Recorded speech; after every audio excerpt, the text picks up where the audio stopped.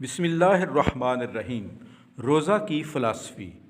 اصل شے روح کا تقوی، نفس کی طہارت، خواہشوں کا حبس، قوتوں کا احساس اور جذبات کا اثار ہے، اور چونکہ مخلوقات کے لیے غذا کی خواہش سب سے بڑی مجبور کن خواہش ہے، اس لیے درس صبر، تعلیم تحمل، تولید فضائل اور نفوذ اتقاء و ایثار نفس کے لیے اسی خواہش کے ترک کرنے کا حکم دیا گیا ہے، اور اس کو تمام روحانی فضائل کے کسب اور تمام اخلاقی رذائل سے اجتناب کا وسیلہ قرار دیا۔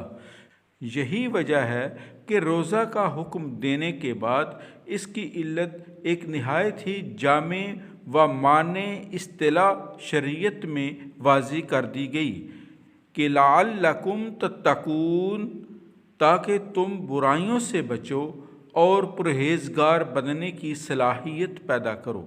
تقوی بچنے اور پرہیز کرنے کو کہتے ہیں۔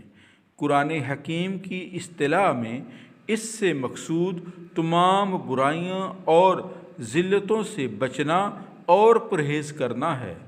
اللہ تبارک و تعالی ہمیں متقی اور پرہیزگار بننے کی توفیق عطا فرمائے اور تمام برائیوں سے بچنے کی توفیق عطا فرمائے، آمین۔